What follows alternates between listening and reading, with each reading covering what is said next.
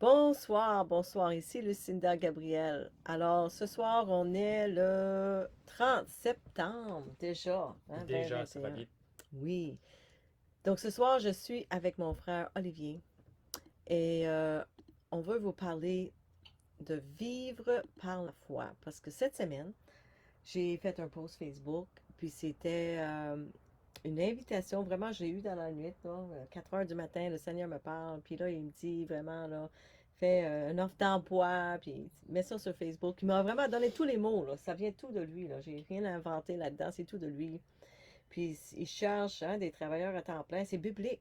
Hein. Il a dit, viens, suivez-moi, je vais vous faire des pêcheurs d'hommes. Mhm. Et il a dit qu'il manquait d'ouvriers dans la moisson et tout ça. Donc, euh, donc vraiment, là, présentement, c'est vrai on voit qu'il y a un réveil hein, qui se passe. Un éveil. Peut-être moins un réveil, mais un éveil. Il y a les gens qui questionnent, puis les gens qui cherchent, puis j'ai des appels à tous les jours. J'ai eu 40 messages depuis 2 semaines, des gens qui veulent être baptisés, ils cherchent des réponses, ils ont des questions, puis en tout cas, c'est, ça me dépasse vraiment le nombre de personnes qui cherchent présentement. Puis je suis vraiment émue par tout ça. Donc, puis le Seigneur voit que, c'est ça, que la moisson est vraiment prête. On a besoin de travailleurs. Je prie pour ça depuis, je pense que janvier cette année. Presque à tous les jours à 10h02. Luc 10, hein, verset 2. Mhm. Je prie pour les ouvriers, puis je demande au Seigneur, enlève leur job, Seigneur. Je disais ça depuis un bout. Puis là, dernièrement, on voit que ben il y en a qui vont avoir besoin de choisir. Et c'est ça. Donc, le post que j'ai mis sur Facebook, en tout cas, c'était vraiment de Dieu qui cherche des ouvriers à temps plein. Puis ce qu'il promet, ben, c'est que vos besoins de base soient rencontrés. Et on a la promesse de la vie éternelle qui est assurée avec lui et tout ça. Donc, ce soir, je veux vous parler, on veut vous parler, mon frère Olivier, Buadez et moi, de partager comment le Seigneur prend soin de nous. Tu sais, moi, en tant que femme célibataire, Olivier en tant que mari et père de famille, ils ont 4 enfants. Le Seigneur pourvoit à tous leurs besoins. Euh, c'est possible, c'est possible. La Bible, c'est clair là-dessus. Puis on veut vous montrer comment que ça se passe dans nos vies. Puis on n'est pas tout seul. Il y en a plein dans le monde. Hein. On connaît beaucoup de gens partout dans le monde qui vivent cette vie-ci. Donc, en tout cas, sans plus retarder, merci Olivier d'être avec moi. Puis merci de venir partager ton expérience avec nous. Puis peut-être on pourrait Merci. commencer. Merci pour l'invitation aussi. Ben, ça me fait plaisir. Mhm. Puis c'est vraiment pour encourager les gens qui sont disciples. Peut-être il y a des gens parmi vous, vous commencez peut-être à entendre parler de la Bible ou du Seigneur. Il faut questionner c'est quoi cette vie-là. Euh, on espère en tout cas qu'on va vous inspirer aussi qu'il y a d'autres choses. Il y a d'autres choses de ce que vous êtes en train de vivre présentement parce que beaucoup de gens sont désespérés. Je vois, ça me tire sur mon cœur de voir des gens que je connais qui veulent s'enlever la vie parce ils ont pas d'espoir. Et moi, Olivier et moi, on est ici et on veut vous dire qu'il y a de l'espoir. Il y a de l'espoir, il y a d'autres choses encore meilleures de ce que vous avez dans vos vies présentement. Ouais. Ouais. Alors, la première chose qu'on peut dire sur ce sujet-là, c'est que c'est un principe qui est biblique, hein. Mhm. Jésus en a parlé à plusieurs reprises. Puis le principe général qui entoure ce style de vie-là, si on peut dire, euh, c'est que la parole de Dieu nous dit, ceux qui ont été rachetés par le Seigneur, c'est afin qu'ils ne vivent plus pour eux-mêmes, mais pour celui qui les a aimés. Ouais. Donc, quand on naît de nouveau, quand on vient à la nouvelle naissance, euh, il ne s'agit plus de continuer le projet de notre vie comme quand on était au contrôle, puis que c'est Mhm. nous qui avions le volant, mais il y a, il y a un changement radical qui se passe et nos désirs, nos ambitions, nos Mhm. projets, ils changent. Nos Ça devient intérêts. à propos de lui au lieu Ouais. d'être à propos de nous. Mhm. Alors Jésus a résumé ça avec un principe général, mais qui englobe tout ce qu'on fait pour le Seigneur. Dans le fond, il a dit cherchez premièrement le Mhm. royaume et la justice de Dieu. Ouais. Et tout le reste vous sera ajouté par-dessus. Ouais. Ne vous souciez pas de ce que vous allez manger, de ce que vous Mhm. allez vêtir comme vêtements, de où vous allez dormir et de toutes ces choses. Cherchez premièrement le royaume et la justice de Dieu, et toutes ces choses vous seront ajoutées. Puis il dit ceux qui s'inquiètent de ces choses, ce sont les païens, Mhm. qui c'est ça qu'ils vivent pour eux-mêmes, mais pour vous, n'en sera pas de même. Si Dieu prend soin de l'herbe des champs, Mm. des oiseaux dans le ciel, à combien plus forte raison prendra-t-il soin de ses enfants une fois Exact. qu'il part dans la moisson? Puis Paul le met, il fait écho à ces choses-là, hein, Paul, puis Oui. il dit simplement, quel est l'ouvrier qui va partir à la guerre à ses propres frais? C'est quand on part à la guerre, autrement dit, quand on part dans la moisson, euh, on travaille pour le Seigneur. On est en mission pour le Seigneur. Mhm. Puis moi, si je regarde ma vie, Oui. euh, je suis né nouveau il y a plusieurs années en arrière, et toutes les premières années, ben, tout était safe. Tout était safe. On allait simplement à l'église le dimanche matin. Je travaillais à temps plein, je travaillais dans une banque. Et le Seigneur se servait de ça pour voir à nos besoins à travers mon emploi. Mais il y a des années en arrière, il s'est passé un événement tournant, un événement majeur où un jour quelqu'un a prié pour moi. Le Seigneur a guéri une condition que j'avais dans mon dos. Et ça m'a poussé à reconsidérer toute ma vie. C'était tellement nouveau, c'était tellement soudain. Je cherchais, je cherchais des réponses de la part du Seigneur dans la Bible, dans la prière, pour comprendre comment ça fonctionne, la guérison divine. Puis je me suis aperçu que ça fonctionne avec la moisson, que c'est un signe qui suit ceux qui ont cru et que les disciples vivaient ces signes-là au quotidien quand ils partageaient l'évangile autour d'eux. Puis ça, moi, je ne le faisais pas. Mhm. Ça fait que ça a été la première étape pour moi. Ça m'a conduit à la repentance, puis à commencer à sortir, à partager l'évangile autour de moi dans la vie courante de tous les jours. Et ça a été la première étape dans ce cheminement-là qui nous a conduit à expérimenter des nouvelles choses avec le Seigneur, puis à simplifier nos vies aussi, à Mhm. faire de l'espace dans nos vies Faire plus de temps. pour qu'on ait plus de temps Oui. pour le servir. Puis j'aimerais peut-être aussi vous faire remarquer que, tu sais, dans la Bible, ce que Jésus vivait avec ses disciples, puis ce que, tu sais, la première église, là, euh, des apôtres qui ont commencé à faire, tu sais, les disciples qui faisaient des disciples après que Jésus est parti, ce que les autres ont vécu, c'est complètement différent de ce qu'on voit dans les églises aujourd'hui. Puis, tu sais, juste la définition du mot église, par exemple. Dans la Bible, le mot église, c'est l'assemblée des personnes. C'était pas une bâtisse. Puis aujourd'hui, quand on parle d'une église, les gens pensent tout de suite à une bâtisse.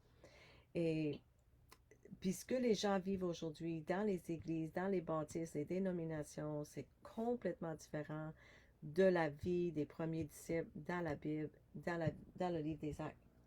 Et nous, ce qu'on vit, c'est vraiment le livre des Actes. C'est ce qu'on est appelé à vivre. On est appelé à partager la bonne nouvelle avec les autres. Comment ils vont le savoir s'ils ne l'ont pas entendu? Puis comment ils vont entendre si on ne les a pas envoyés? C'est écrit dans la Bible. Donc, en tant que disciple né de nouveau, chrétien né de nouveau, disciple croyant, ça fait partie de notre appel de sortir puis de partager ça avec les autres. On ne peut pas garder ça pour nous. C'est tellement, tu sais, c'est comme avoir le, la cure pour le cancer, puis pas le dire aux autres. Ben, c'est ça. Nous autres, on a la cure pour la mort. C'est Jésus, c'est la vie éternelle. Jésus a dit, je suis le chemin, la vérité et la vie. Donc, on sait que c'est la vérité, on sait que c'est la vie éternelle. On ne peut pas garder ça pour nous. Puis même si les gens ne l'acceptent pas tout de suite, ben il faut quand même on aille semer cette graine. Donc, c'est un appel, hein, une responsabilité que Jésus nous a donnée. Puis c'est pas une condition comme si ça tente. Hein, c'est ça, on est appelé à faire ça. Il dit, va, vas-y, vas-y, vas-y. Donc, faut pas qu'on reste assis sur notre divan. Non, Non? c'est ça. C'est ce Ouais. qu'on voit dans l'Église primitive aussi, dans le livre des Actes, après la Pentecôte. On voit que les disciples qui étaient là, ils ont reçu le Saint-Esprit, puis ils l'ont reçu pour se mettre en action. Oui. Et ils se sont tellement mis en action que c'est écrit qu'à tous les jours, Dieu rajoutait à l'Église des gens qui naissaient de nouveau.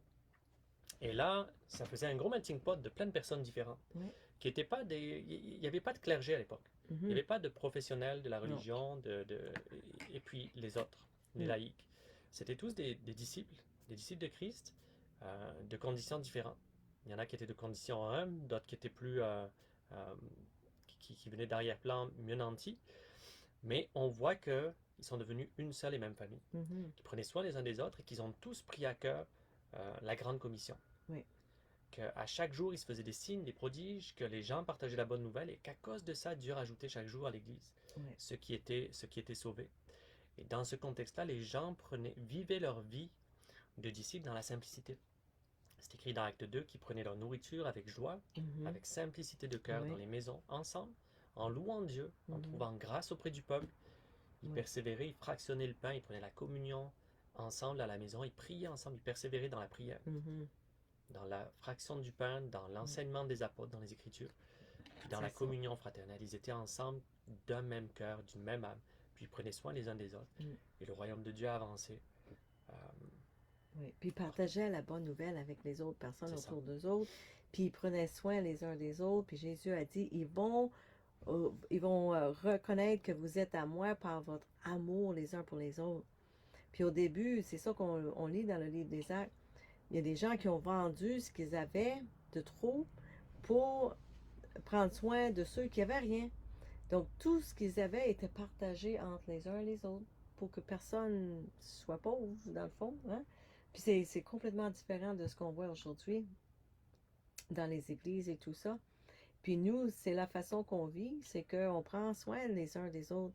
Puis comme, tu sais, il y a quelques semaines, je parlais avec une jeune femme qui, elle était très inquiète par rapport à son emploi, puis elle allait perdre son emploi, probablement. En tout cas, si ça faisait dépendant de ses choix. Puis elle était vraiment, vraiment tiraillée parce qu'elle savait que ça, c'était pas correct. Puis elle était comme, ben, comment je vais vivre? Puis elle en pleurait, elle était comme vraiment envahie par la peur puis l'inquiétude. Puis ça, c'est pas de Dieu. Ça, c'est pas de Dieu. Hein? Jésus a dit que, pas Jésus, mais c'est écrit qu'on n'a pas été donné un esprit de peur, mais un esprit de puissance, d'amour et de contrôle de soi. Puis moi, ce que j'ai dit à cette femme-là, j'ai dit, je ne sais pas, mais j'ai dit, moi, mon église est différente de ton église. J'ai dit, moi, mon église, là, est ici. Hein? C'est Olivier, puis c'est les autres personnes qui étaient là autour de moi. Puis j'ai dit, je sais que telle personne, je peux aller chez elle. Puis ma soeur ici, je peux aller chez elle. Puis chacune de mes soeurs, mes frères ici, là, ils ont une place pour moi. Ils vont m'amener, ils me laisseront pas dans la rue, tu sais, parce qu'ils savent que je fais l'œuvre de Dieu. Donc ils me laisseraient jamais tout seul dans la rue. Et on va prendre soin les uns des autres. C'est Mhm. une communauté. Puis j'ai dit, toi, est-ce que ton église ferait ça? Est-ce qu'il y a quelqu'un dans ta bâtisse dans lequel tu peux faire confiance comme ça? Puis tu sais que si jamais tu n'as pas de job dans un mois, là, tu vas être correct, toi. J'ai dit, toi, la différence entre ton église et la mienne. Ça fait Oui, que c'est la première question à se poser. oui, Tu as une église, mais est-ce que tu as une famille spirituelle? c'est ça. Est-ce que tu fais partie d'une famille spirituelle? Sinon, est-ce que tu dois en commencer une? Je parle de famille ou Mm, de personnes desquelles tu es vraiment proche, avec lesquelles tu peux, comme la première église dans Acte 2, ouais, euh, vivre ta foi, être challengé, mhm, persévérer dans la fraction du pain, dans la communion fraternelle, ouais, dans l'enseignement des apôtres et dans la prière. Est-ce que tu as ça autour de toi? Parce que c'est vraiment à l'amour qu'on a les uns pour les autres, dans un contexte comme celui-là, mhm. qu'on va être connu comme étant des disciples de Christ. Oui, puis je pense qu'on est rendu là. On est vraiment, vraiment rendu là dans le temps dans lequel on se trouve. On sait que on est rendu à la fin, là. C'est la dernière Hmm. heure. Et il faut vraiment que les gens prennent des grosses décisions, je crois, pour simplifier vos vies. Nous autres, c'est ce qu'on a fait. Puis le Seigneur, avant même qu'on était rendu là, moi, il y a 3 ans, le Seigneur m'avait comme sorti de ma vie. Quand il est arrivé, puis il m'a dit ce que je faisais, c'était pas correct. J'ai dit, OK, Seigneur, je te suis, puis je laisse ça, je mets tout ça de côté, puis j'y toucherai plus, tu sais. Donc, je me suis vraiment repentie. Et, euh, et là, j'ai ouvert ma Bible un soir, j'ai demandé, bon, j'ai dit, OK, qu'est-ce qu'on fait maintenant? Puis j'ouvre ma Bible, je lis, ben, vends tout ce que tu as, donne ton argent aux pauvres et suis-moi. Puis je pars à rire, ben, j'ai dit, voyons donc, il n'y a personne qui fait ça en 2018, ça se peut pas. Puis là, je mets ça de côté, puis dans les jours puis les semaines qui ont suivi, j'ai réalisé que, ouais, c'est vraiment ça qu'il veut, tu sais, c'est comme, t'es sérieux, là. Parce que là, je voyais que j'avais un bel appartement, puis pour garder l'appartement, ça me prenait une bonne job, qui avec un bon salaire. Donc, j'avais pas le goût de travailler comme ça, j'avais tout laissé ça, là. Donc là, ça ne fit pas dans le portrait, donc j'ai dit, Seigneur, OK, je vais chercher d'autres places, puis en tout cas, je cherchais, puis je voyais pas. Puis un jour, j'ai dit, Seigneur, montre-moi, Seigneur. Je suis prête à tout laisser, là, mais là, va falloir que tu me montres où ce que je m'en vais, là. Puis 5 minutes après, Torben, il fait une vidéo pour inviter les gens au Luctis, au Danemark. Puis c'est comme, oh, tu veux m'amener au Danemark. Et je savais dans mon cœur que c'était ça. J'ai dit, OK, Seigneur, je laisse tout pour toi. Puis, c'est ça. Puis la journée que j'ai décidé, là, ça peut-être quoi, 6 semaines plus tard, que je me suis levée, j'ai dit, OK, je book mon avion. 1 heure plus tard, mon appartement est loué. 24 heures plus tard, tous mes meubles sont vendus. La semaine d'après, mon char est parti. Puis j'avais 10 000 pièces dans mon compte. Puis je suis partie avec ça. Puis j'ai vécu là-dessus pendant 1 an.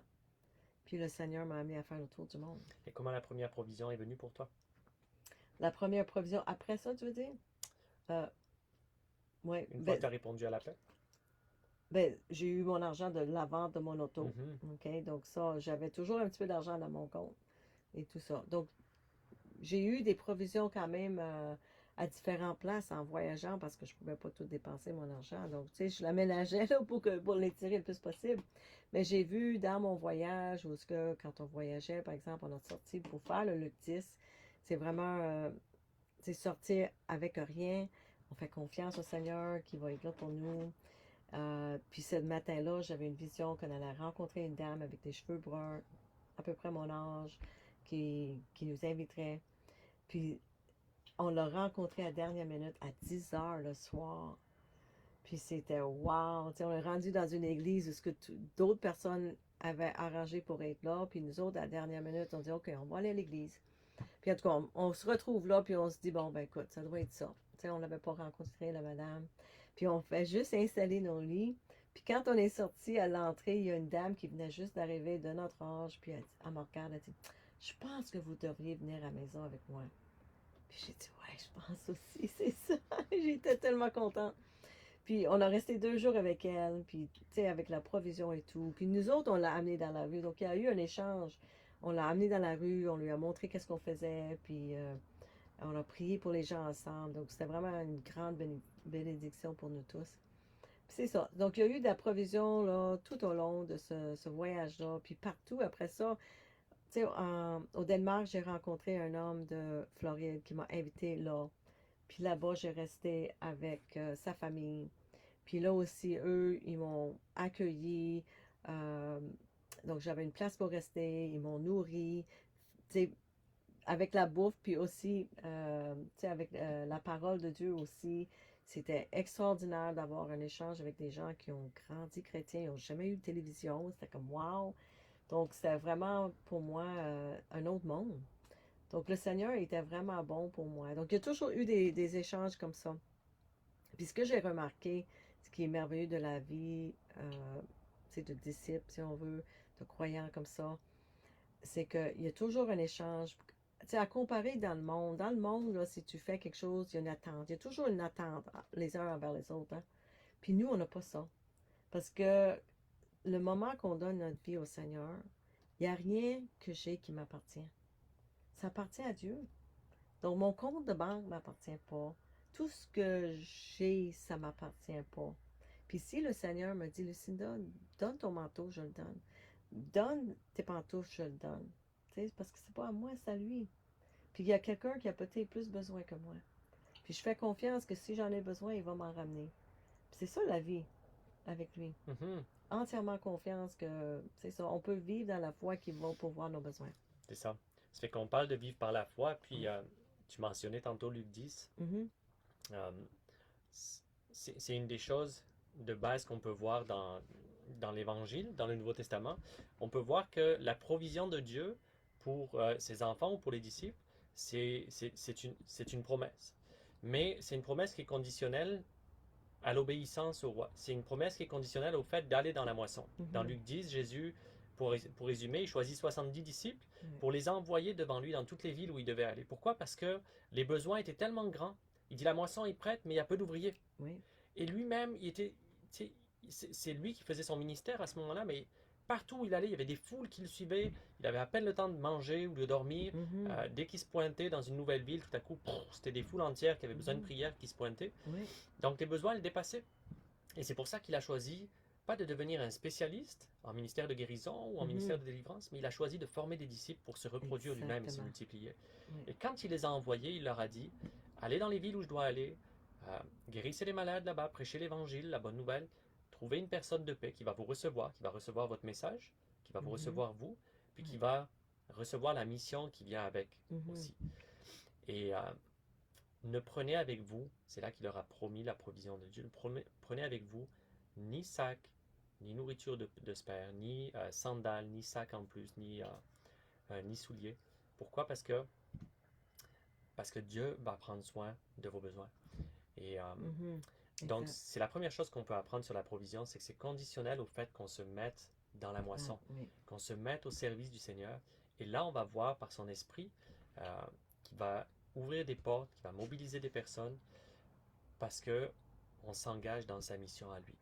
Puis moi, si je regarde ma vie aussi, toutes les premières années de ma marche avec lui, j'étais fidèle à l'église, j'avais mon emploi à plein temps, mais peu de temps pour le servir. Tout ce que je faisais pour lui, c'était juste aller à l'église le dimanche, lire ma Bible à chaque jour. Mhm. Mais je partageais pas la bonne nouvelle autour de moi. Je priais pas pour les gens autour de moi non plus. Ça fait que tout était comme safe, puis régulier, puis planifié. Mais quand on a commencé à se mettre dans la moisson, à prier pour les gens, à partager l'évangile autour, euh, on a vu, ben, ma première réalisation, c'est que j'étais vraiment occupé. Mhm. Puis j'avais toutes Oui. ces choses que je pensais posséder, puis avec Puis les lesquelles je me choses te disais béni, possédaient, en mais en fait. fait, c'est elles qui me possédaient. Oui. Tu sais, on avait tout ce Mhm. matériel, on avait nos deux voitures, notre pick-up, on avait Mhm. notre quatre roues, notre maison, notre caravane au bord du lac les week-ends. Et dans Mhm. tout ça, on disait, waouh, Oui. on est béni. Et c'est vrai qu'on l'était, mais en vrai, mon voisin avait la même chose. Puis lui, il n'était pas chrétien. Puis c'est pas qu'il était béni, c'est il vivait à crédit aussi. Mhm. Puis dans le fond, toutes ces choses, Jésus explique que elles peuvent devenir comme des ronces dans notre vie, qui empêchent la semence de la parole de Dieu de porter du fruit Oui. autour de nous Oui. et qui l'étouffe. Et c'est dans cette position qu'on a réalisé qu'on était quand on a commencé à aller dans la moisson. On était tellement occupés, on avait tellement de choses qui mangeaient notre temps que la première décision à laquelle ça nous a conduit, je travaillais à temps plein, euh, mais ça a été de simplifier nos vies, de faire de la place pour le Seigneur, de vendre des choses qu'on aimait, mais qui n'étaient pas nécessaires Mhm. dans notre vie. Donc, on a vendu notre 4 roues, on a vendu notre deuxième auto, on s'est dit on va apprendre à vivre avec une seule, Mhm. on va baisser notre style de vie Mhm. pour se contenter du nécessaire, puis on a pris une décision qui a tout changé. On a coupé Netflix. Alléluia. Alléluia! On a coupé Netflix, puis on a Mhm. récupéré 3 soirs par semaine Oui. de temps libre où maintenant on pouvait recevoir des gens, on pouvait parler avec du monde, on pouvait faire des suivis avec le monde qui était intéressé, qui voulait en savoir plus sur Jésus. Puis ça a été vraiment une grande bénédiction. Mhm. Couper Netflix, puis racheter le temps. C'est drôle parce que quand le Seigneur m'a parlé pour la première fois, puis je priais pour de l'aide, c'est ça qu'il m'a dit. Coupe ton Netflix, lis le Nouveau Testament. Donc, c'est ce que j'ai fait. Plus de Supercube, Ouais. plus de Netflix, puis du temps pour rechercher le Seigneur, puis se mettre à son service. Oui. C'est vraiment ça, être à son service. Donc, tu sais, le message qu'on veut vous amener ce soir, c'est que vous pouvez faire confiance au Seigneur. Puis c'est différent pour chacun de nous. Tu sais, moi, j'ai simplifié ma vie aussi. Tu sais, j'ai tout donné, j'ai tout laissé, ce que j'avais matériellement. Et, tu sais, je suis partie pour faire mon voyage d'1 an. Puis au retour, j'ai été guidée pour aller prendre soin de ma maman. C'est vraiment le Seigneur qui m'a amené pour faire ça, là. C'est une réponse à la prière de ma soeur, en fait. Et un jour, j'étais là 1 mois plus tard. Puis je cherchais une job. Parce que ma mère, je réalisais pas jusqu'à quel point qu'elle était déjà malade. Puis elle me disait, ben, hein, elle me disait quasiment comme si j'étais paresseuse, puis je devrais aller travailler, mais c'est comme je réalisais pas ses besoins tout à fait. Donc, à un moment donné, en tout cas, je suis là, puis le Seigneur me parle, puis il dit, tu vois-tu, là? Là, je vois quoi? Qu'est-ce que tu veux que je vois? Il dit, comment je prends soin de toi? Il dit, t'as un toit sur la tête? Ouais. T'as de la bouffe sur la table? Oui. T'as des vêtements sur ton dos? Oui. Il dit, t'as de l'argent dans ton compte? Oui. T'as un auto avec du gaz, t'as accès? Oui. Est-ce qu'il te manque quelque chose? Non. Tu vois comment je prends soin de toi. Puis c'est là que j'ai réalisé, waouh, c'est tellement simple. Puis là, j'ai eu une paix qui est venue à moi. Je dis, waouh, c'est vrai, Seigneur. J'ai pas besoin d'une job là, de 50, 70 000 par année, avec tout ce stress qui va avec ça. Mhm. Pourquoi? Tu sais, j'avais tout ce que j'avais besoin. C'est ma mère qui avait besoin de moi. Puis ma mère était comme son royaume là, devant moi, que je devais m'occuper de son royaume. C'était là, c'était elle. Et pendant que je prenais soin d'elle, ben, il s'occupait de moi à travers elle parce que c'était son appartement. C'est elle qui payait la bouffe et tout ça. Puis ça lui coûtait pas plus cher à elle que je sois là. Mm. Tu vois? Puis c'est là que j'ai réalisé, wow, Seigneur, c'est vrai. En autant que j'ai quelque chose à porter, j'ai un toit sur ma tête, j'ai un petit peu d'argent à mon compte, puis j'ai un char quand j'ai besoin, c'est tout. Hein, ça prend pas plus que ça. Mm. C'est ça, c'est la simplicité. Puis tu sais, le diable, c'est un menteur. C'est écrit dans la Bible. Euh, Père du mensonge. le père du mensonge. Puis le mensonge, c'est que tu as besoin d'une grosse maison pour être heureux. Tu as besoin d'avoir 2 chars dans le cours pour être heureux. Tu as besoin d'un chalet. Puis tu as besoin de toutes ces choses. Tu sais, le voyage dans le sud à tous les hivers. Tu as besoin de tout ça pour être heureux. Puis c'est des mensonges parce que la majorité des gens dans ce monde sont malheureux. Moi, j'étais malheureuse. J'avais beaucoup de choses, mais j'étais très malheureuse. Puis aujourd'hui, il me reste presque rien. Hein, c'est une fraction de ce que j'avais avant. Mais j'ai le Seigneur dans mon cœur. J'ai une merveilleuse famille en Christ autour de moi sur laquelle je peux dépendre. Puis j'ai la joie du Seigneur. Et je sais que je sais que je sais que j'ai la vie éternelle. Euh, puis que j'ai plus besoin de m'inquiéter pour absolument rien. Donc, j'aurais plus de dépression, j'aurais plus d'anxiété par rapport à l'argent. J'ai une grande paix. Mais en revanche, on a beaucoup, beaucoup de travail à faire. Puis c'est Yes! pour ça que Jésus a choisi de former des disciples. Oui. Et on parle ce soir de vivre par la foi. Puis une Mhm. chose qu'il faut rendre vraiment clair, c'est que Mhm. vivre par la foi, c'est pas s'asseoir et rien faire en Non. attendant que le Seigneur pourvoie à nos besoins. C'est pas Ou, ça du tout ou l'idée. qui revient le Ou chercher. qu'il revienne nous Mhm. chercher, c'est ça. Non, Ouais. c'est se mettre au travail pour lui. Mhm.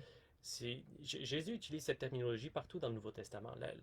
Il y a une histoire qui raconte qui est la parabole des ouvriers de la dernière heure. Mhm. Puis tous les mots qu'il utilise dans cette parabole, c'est comme un homme qui est allé engager des gens pour les envoyer dans son champ, Ouais. pour les envoyer travailler. Et c'est ça que nous sommes. Oui. Jésus, la moisson est grande, c'est ça qu'il a dit. Mhm. Et il a besoin d'ouvriers. Il a besoin d'ouvriers, des hommes, des femmes, qui Mhm. vont être disposés simplement à faire un sacrifice. Et je veux dire par là que le salut est gratuit. C'est Jésus Mhm. qui l'a acquis sur la croix. Oui. C'est déjà payé, on le Oui. reçoit par la foi. On a à naître de nouveau, c'est le commencement de notre nouvelle vie en Christ. Mais après ça, le suivre et lui obéir, ça a un prix. Mhm. Ça a un prix, puis ça va nous demander des sacrifices. Et à la hauteur des sacrifices qu'on va faire pour le Seigneur, eh bien, proportionnellement, on va expérimenter des choses avec lui. On va vivre sa provision, on va vivre sa puissance, on va vivre la vie dans l'esprit. Et, et l'histoire devient différente pour chacun.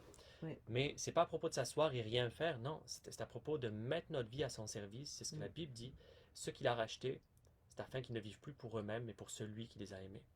Donc c'est à propos de vivre pour lui, de changer nos désirs, de changer nos buts, la planification de notre vie, nos ambitions personnelles, puis de rediriger ça vers que j'ai juste une vie, le temps est court, il revient bientôt. Je vais donner tout ce que j'ai pour le royaume. Mhm. Tout ce que j'ai de ma vie, mon temps, nos objectifs en famille, on va les mettre au service de l'avancement du royaume de Dieu. C'est comme ça que ça a été l'étape suivante pour nous. On a commencé à se mettre dans la moisson, on a simplifié notre vie, on s'est départi, on a arrêté Netflix, Superclub, on a vendu une des 2 autos, et puis quelques mois après, tout ce qu'on ressentait, c'est que les désirs d'être au service du Seigneur, ils grandissaient dans notre cœur. On voulait plus. Et un jour, on a réalisé que j'avais des vacances en plus qui étaient accumulées à mon travail. Mhm. Alors on a eu cette réflexion, on s'est dit, hey, Ouais. et si au lieu de dépenser les vacances, comme on fait d'habitude pour aller juste relaxer quelque part, et si au lieu de les dépenser, on les investissait dans le royaume de Dieu, Mhm. et en allant quelque part pour se former. Et c'est comme ça qu'on est allé faire notre première école, notre première école des pionniers. On est parti au Danemark en famille, et là-bas, on a vécu des choses qui nous ont motivés, on a rencontré des gens qui marchaient dans la foi aussi, des gens simples, euh, comme vous et moi, qui n'étaient pas des professionnels du clergé, qui étaient juste des disciples de Jésus, qui avaient soif de plus. Et quand on est revenu ici, on était pompés, on a continué, le Seigneur a rajouté à nos expériences. Son Église a grandi, on a vécu des nouvelles choses par la foi, on a vu des délivrances arriver, des gens naître de nouveau. Puis on a décidé de repartir là-bas, de repartir à cette école, puis de ramener l'école ici. Et je me rappelle que la première semaine où on était là-bas, Mhm. 4 ou 5 fois dans la même semaine, Mhm. on a commencé à entendre des témoignages, puis des paroles prophétiques de, de ça, de cette vie par la foi, là, de gens qui étaient comme les personnes qu'on était, qui avaient un emploi à temps plein, qui avaient des familles, qui avaient des enfants, mais que le Seigneur avait pris à temps plein dans sa moisson à un moment de leur vie, puis comment il pourvoyait pour eux. Et là, à la 4e ou 5e fois, dans la même semaine, mon épouse et moi, on se regarde ensemble, puis on se dit, wow, ça fait 5 fois qu'on entend parler de ça cette semaine, puis c'est tout dans le spontané, c'était pas Mhm. planifié, c'était pas des enseignements, c'est pas que quelqu'un essayait de nous faire croire quelque chose, mais on se regarde et puis on se dit, est-ce que Dieu essaye de nous parler, de nous montrer quelque chose? Puis on était juste attentifs à savoir, on voulait pas échapper ce qu'il voulait nous dire. Puis quelques jours après, c'est la première fois qu'on a vécu ça, en des années. Là, on était dans la moisson, hein, on avait fait un sacrifice, on avait pris plusieurs mois de congé sans solde pour partir dans une école de mission. Ça fait qu'il se passe ça dans la première semaine. Puis quelques jours après, je reçois un message un matin en me levant. Un couple à l'autre bout du monde, qui ne savent pas où on est, qui ne savent pas ce qu'on fait, qui m'écrivent, Olivier, on était en prière, mon mari et moi, puis vous êtes venus fort, fort, fort à cœur tout à coup. Ton épouse et toi, on ne sait pas ce que vous vivez, on ne sait pas ce qui se passe pour vous, mais le Seigneur nous a mis une conviction de vous envoyer un montant d'argent. Et, euh, et là, je lis ça le matin, puis on se regarde, mon épouse et moi, puis on se dit, waouh, la semaine dernière, il nous a parlé 4, 5 fois de ça, Mhm. puis là, il se passe ça. Puis c'est comme si c'est plus la théorie, là, il passe à l'action, il est en train de nous montrer qu'il va prendre soin de nous d'une manière nouvelle. Puis c'est comme ça que ça a commencé. Et on a vécu notre voyage du 10 aussi, on a vécu sa Mhm. provision d'une manière semblable. Puis on est revenu au Québec, on a commencé cette première école, euh, on a implanté la même école ici au Québec. Puis le premier jour, Mhm. parmi les étudiants, il y a une dame qui arrive d'Australie, qu'on n'a jamais vue, qu'on ne connaît pas. Elle arrive d'Australie, elle participe à l'école, puis elle regarde tout le monde, les étudiants, le groupe, les staffs. Puis quand elle nous voit, elle dit, vous deux, on ne se connaît pas, on ne s'est jamais vu, mais le Seigneur m'a parlé de vous avant que j'arrive, puis j'ai quelque chose à vous donner. Puis là, elle avait une enveloppe, puis c'était un montant d'argent qui était dedans. Mhm. Sans qu'on ait rien demandé, sans qu'on l'ait jamais rencontré aussi, Dieu avait parlé en avance, puis lui avait mis cette chose-là à cœur. Mhm. Et depuis, c'est ce genre de choses qui s'est reproduit, qui s'est développé à la moitié de ce séjour-là, de notre voyage là-bas. Je me rappelle avoir eu un rêve où je voyais du mouvement de personnel, une restructuration à mon emploi, et plusieurs postes qui étaient abolis, dont le mien.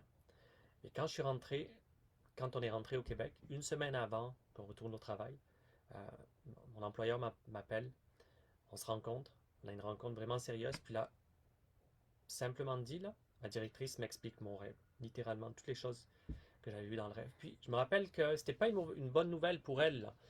On avait des décisions majeures à prendre et tout, mais je me rappelle quand elle me l'a dit, tout à coup, c'était comme une Mon joie rêve. qui était là parce que j'ai pu lui dire non, c'est pas une surprise que tu me dis, Dieu me l'a montré en rêve déjà, puis c'était une Mhm. occasion de lui partager la bonne nouvelle. Puis on faisait confiance en Dieu parce qu'on savait qu'on était en plein milieu de sa volonté. Mhm. Il nous avait parlé à l'avance, on était occupé dans sa moisson, euh, on, on- on vivait sa parole, et là, il nous a transportés dans cette nouvelle saison-là. C'est ça. Donc, c'était guidé par le Saint-Esprit. C'est pas qu'on a décidé du jour au Oui. lendemain C'est ça qui est de différent. quitter puis de Oui. commencer cette vie-là. Ça Oui. a pris un cheminement d'1 an et demi à prier, à simplifier notre vie, Mhm. à rester persévérant dans la moisson, à son service. Mhm. Et ça nous a conduits ici. Ça, c'était il y a Ouais. 4 ans en arrière. Moi, il m'a jeté au loup, là, tout de suite, là. Mhm. C'était un petit peu différent. Ben, moi, j'avais pas peur non plus parce que, tu sais, ça faisait 5 ans déjà que je travaillais pour moi-même. Puis, mais dans toute ma vie, je pense qu'il m'avait préparé pour tout ça. Tu sais, Dieu, il était là, même si je connaissais pas Jésus. Dieu était là quand même, puis Jésus est Dieu, là. Donc, je crois qu'il était toujours dans ma vie, puis il m'a toujours guidée parce que, à maintes et maintes reprises, j'ai recommencé. Puis c'est comme, je l'entendais, j'étais à Pembroke à un moment donné en 2000, je pense que c'était 2004. Puis au printemps, en tout cas, je reviens d'avoir suivi un cours de nouvel âge, là, puis en tout cas, j'étais dans mon appartement. Et là, je l'entends, là. Puis je crois que c'est Dieu aujourd'hui parce que c'est la même voix que j'entends quand il me parle souvent. Puis c'était move, move, move. Puis il me disait déménage. Puis là, hey, je voulais pas déménager, là. Hey, c'était beau ce que je restais, là. C'était le plus bel appartement en ville, je suis certaine, là. Moi, j'aurais arrêté de manger pour avoir cet appartement, Mhm. tellement que c'était beau, là. Donc là, hey, je peux pas désobéir, il faut que j'écoute. Donc, je ramasse tout mon stock, puis je pleurais, puis je dis, Dieu, j'espère que tu sais qu'est-ce que tu fais, puis en tout cas. Puis là, je déménage, puis je rentre dans une maison avec une dame, puis je loue une chambre dans sa maison, puis je suis plus loin de mon ouvrage. Puis quand j'ai tout installé, là, c'est au mois de septembre, puis là, je recule, puis je regarde ça, je dis, ouais. Là, je comprenais pourquoi il a fallu que je déménage. Parce que j'étais attachée Mhm. à l'appartement. Puis Dieu voulait que je me détache de ça. Puis là, vu que j'avais plus l'appartement, j'avais pas besoin de la job. J'avais une bonne job, 70 000 par année, mais j'y étais pas attachée. L'attachement, c'était au matériel. Puis moi, j'ai toujours été attachée au matériel. Des belles appartements avec des belles choses, puis hein, c'était flash, puis c'était beau, là. Puis toute ma vie, le Seigneur m'a poussé à tout laisser ça. Donc, quand j'ai tout laissé pour lui, ben, c'était moins difficile parce que il a toujours ramené les choses. Tu sais, j'ai senti que je laissais, là, mais il me récompensait à chaque fois pour me montrer ben, qu'il était toujours là. Donc, j'avais pas peur. Ouais.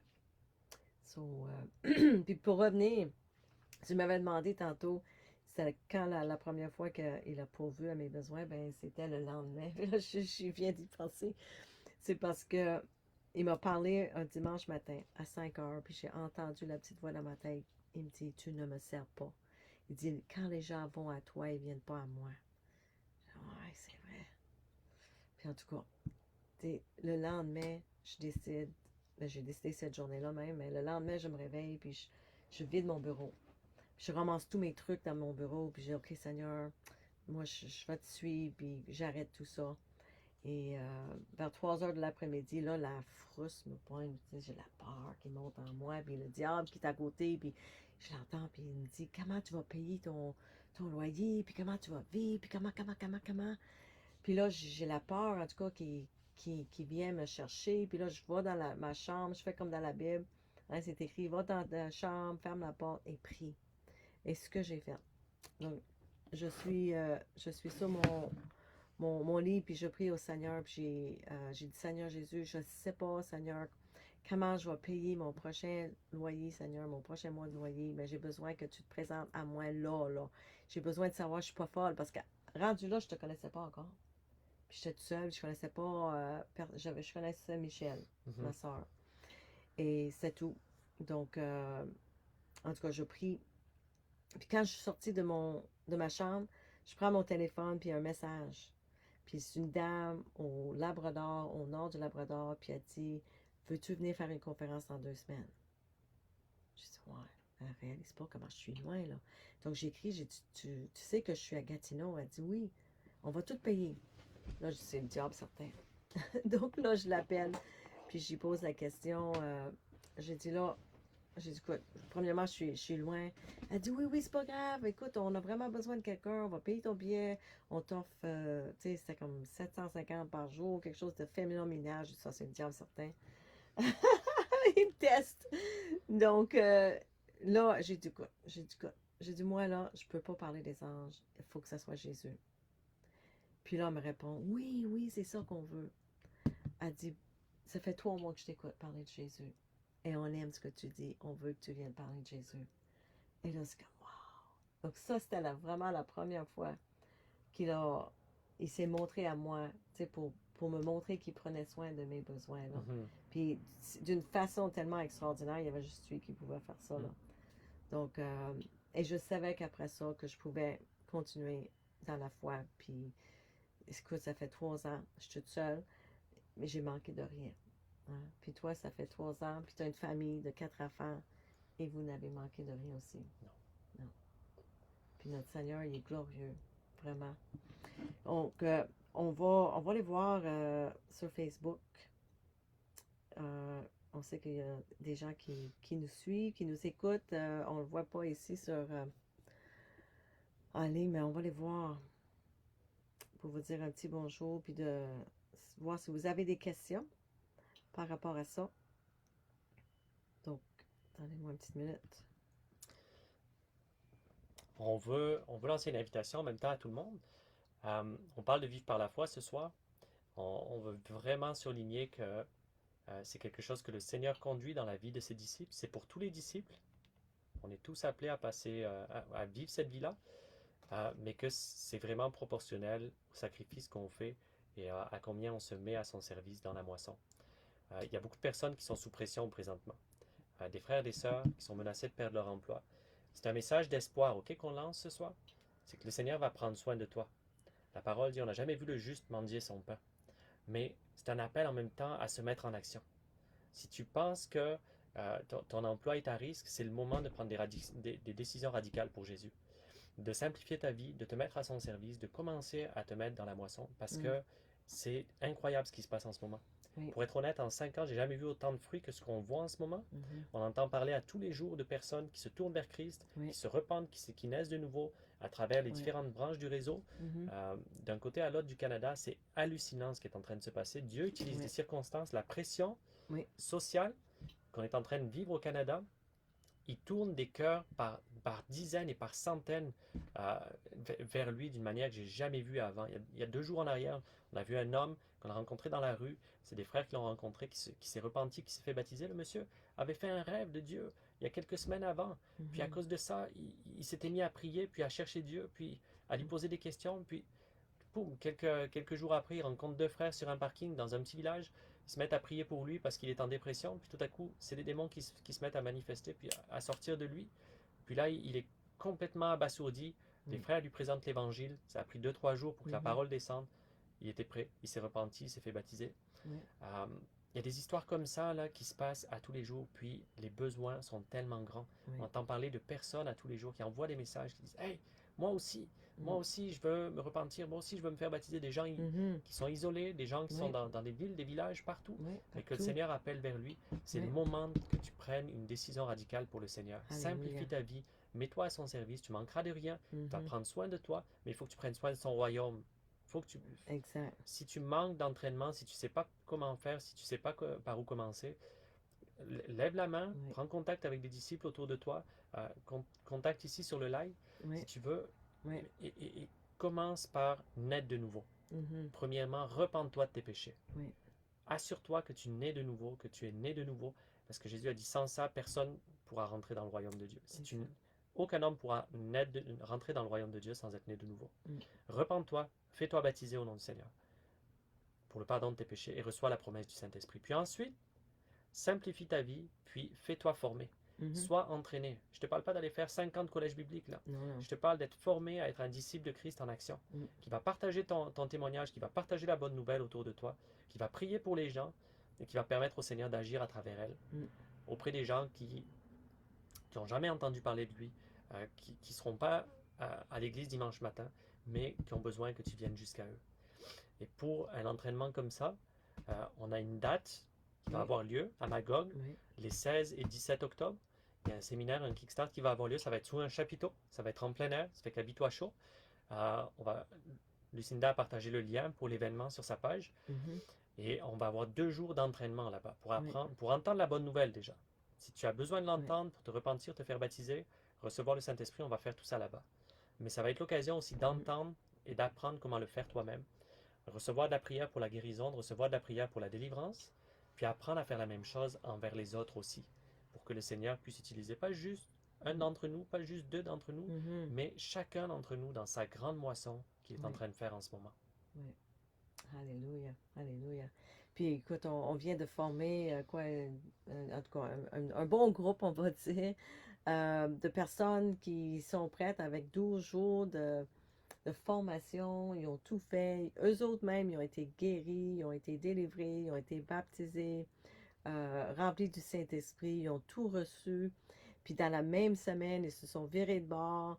Ils ont enseigné ça aux autres, ils ont baptisé les gens, les ont délivrés et tout ça. Donc, on les a équipés, puis ils sont retournés chez eux pour continuer ça dans leur région, dans leur ville. Et c'est ce qu'on veut continuer à faire aussi. Donc, le Kickstart, c'est à Magog, le 16 et 17 octobre. Et on espère aussi faire d'autres écoles de pionniers pour vraiment équiper les gens comme il faut. Il va en avoir d'autres, c'est certain. Parce que comme Olivier dit, on est rendu là. Écoute, dans les dernières semaines, moi, je suis dépassée par les messages que j'ai reçus. Là, j'ai eu comme une quarantaine de messages juste dans les 2 dernières semaines, des gens qui sont prêts, sont repentants, ils veulent les baptiser ou ils veulent en savoir plus. Puis, c'est pour ça que le Seigneur m'a réveillé dans la nuit l'autre soir pour faire cette offre d'emploi que j'ai partagée. Puis il y a des gens qui pensent que c'est une joke, mais c'est pas une joke. C'est vraiment un appel à vous tous, surtout ceux qui sont déjà nés de nouveau, vous êtes croyants. Le Seigneur a besoin de personnes à temps plein dans la moisson. Puis, écoute, Olivier et moi, puis on est une petite équipe, on n'est pas assez. On n'est pas assez. Il y a tellement, tellement de demandes. Donc, on a besoin d'aide. Puis, on est une belle famille, on prend soin les uns des autres. Euh, tu sais, c'est ça, l'Église, c'est une famille. Mhm. Hein. On ne manque de rien. Puis tant qu'on travaille dans le royaume de Dieu, écoute, on n'a pas le temps de s'inquiéter de quoi qu'on va manger parce qu'on est tellement occupé, Mm. mais il ne manque rien. Ouais. Donc, j'aimerais prendre un petit moment pour dire un bonjour aux personnes, puis peut-être voir s'il y a des questions. Il y en a eu beaucoup de messages. Bianca Roussel, Sylvie Pinchot, Émilie Laporte a dit elle nous entend pas bien. Mais je vais vérifier la vidéo après, puis si je trouve que c'est pas assez fort, je peux toujours la modifier avant de la mettre sur YouTube. Donc YouTube, je vais pouvoir monter le son un peu. Sylvie Bédard, bonsoir. Rachel Saint-Laurent, donc bienvenue. Merci d'être là. Suzanne Power, Simone Vignon. Euh, oui, tout est possible avec l'aide du Saint-Esprit. Donc ça, c'est Marie-Carline Adonis qui nous dit ça. Julie Maheu, donc bienvenue. En tout cas, on est vraiment contente que vous êtes là. Puis si jamais il y a des gens qui écoutent, parce que je sais que j'ai fait une vidéo il y a quoi, 2 semaines de ça, là. Il était en bleu, là, le message urgent. J'ai eu comme 1700 commentaires. C'était extraordinaire. Tellement que j'ai pas pu tout passer à travers. Donc, j'ai des sœurs qui sont en train de reviser ça pour moi-même et de vraiment sortir des messages des gens qui ont des questions, qui cherchent euh, quelqu'un pour faire leur baptême. Donc, si vous écoutez ce soir et vous voulez plus, vous avez des questions, vous voulez être baptisé, vous voulez vous repentir, écrivez-moi en message privé, c'est la meilleure façon parce que dans les commentaires, ça dépend du nombre de personnes. Comme là, l'autre jour, j'avais 1700, c'était impossible de tous les voir. Donc, écrivez-moi en privé et on va vous en recommander quelqu'un, en tout cas. Oui. Oui. Bon, il y a toute une équipe au Québec. Ici, on est toute une équipe. Quand on disait la famille, c'est qu'on est toute une équipe. À Gatineau aussi, on est souvent sur la route aussi. Il y a plein de personnes qui peuvent aider. Il y a besoin de plus, vraiment, plus d'ouvriers dans la moisson aussi. Alors, on va être cette équipe-là à Magog, les 16 et 17, pour ceux qui voudraient nous rencontrer là-bas. Et vraiment, le commencement, on veut mettre ça clair aussi, c'est de naître de nouveau. Commencer par la nouvelle naissance, ça veut dire se repentir, se détourner de nos péchés, c'est ça que ça veut dire. Laisser notre vie de péché pour pouvoir nous tourner vers Dieu et pour pouvoir vivre une vie qui est en règle avec Dieu dans le fond. Et Oui. quand on fait ça, c'est là qu'on se fait baptiser. On met notre vie en règle, l'histoire est différente pour chacun. Euh, on met notre vie en règle avec Dieu, on se fait baptiser, il nous pardonne nos péchés, puis on commence à vivre pour lui à partir de ce moment-là. Oui. Notre vie n'est plus la même après. C'est sûr qu'on ne fait plus les mêmes choses Mhm. qu'on faisait avant. Moi aussi, je venais du milieu du New Age, j'avais des pratiques occultes, j'avais une vie de party, j'avais la drogue dans ma vie qui dominait sur ma vie à cette époque-là. Quand je me suis repenti et que je me suis fait baptiser, ces choses, elles sont restées en arrière. Je les ai changées, le Seigneur m'en a délivré, et puis ma vie a changé. Et là, il m'a donné le Saint-Esprit, m'a rempli du Saint-Esprit. Et là, ça n'a plus jamais été la même chose, puis toi aussi. C'est ça. Alors, vraiment, on ne parle pas d'adhérer à une religion ici, mais l'évangile, la nouvelle naissance, c'est une transformation intérieure qui fait que Dieu nous donne un nouveau cœur et qu'on cherche à lui plaire parce qu'on l'aime, parce qu'on veut vivre la vie pour laquelle il nous a créés et plus la vie que le monde a créée pour nous ou que le monde a dit que c'est pour cette vie qu'on devrait vivre. Donc ça commence par ça, c'est ça la nouvelle naissance. Puis l'étape suivante, c'est de le suivre. Une fois qu'on est né de nouveau, c'est de suivre Jésus au quotidien, d'entendre sa voix, de lui faire confiance, de lui obéir. Puis c'est la vie la plus... Il n'y a rien qui vaut cette vie. C'est tellement, Mm. c'est une vie excitante et bénissante. Il n'y a rien qui arrive avec ça, là.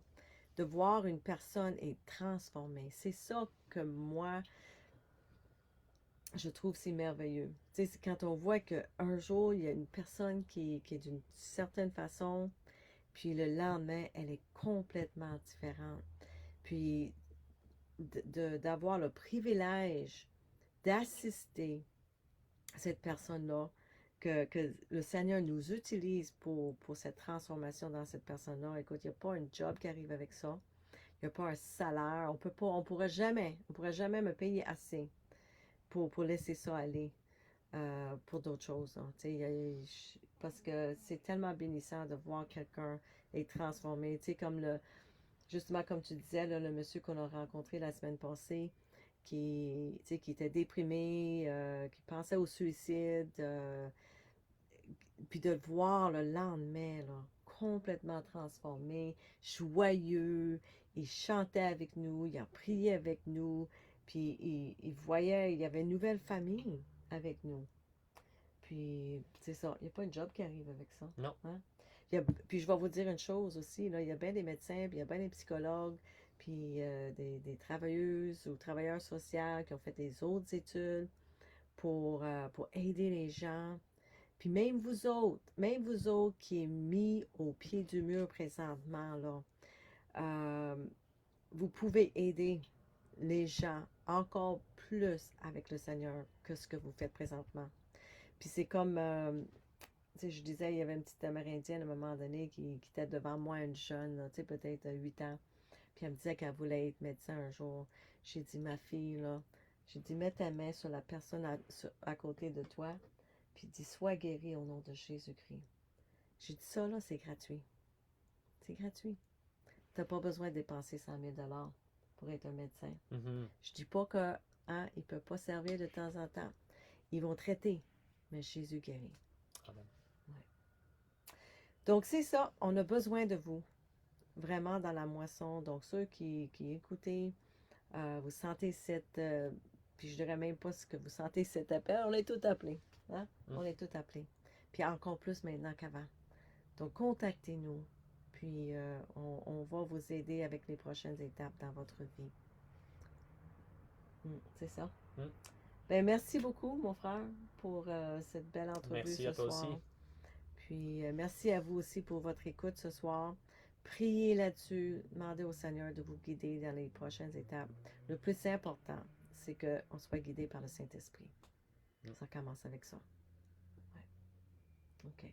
Bon, ben, soyez bénis et à la prochaine, si Dieu le veut. Bye bye. Bye bye.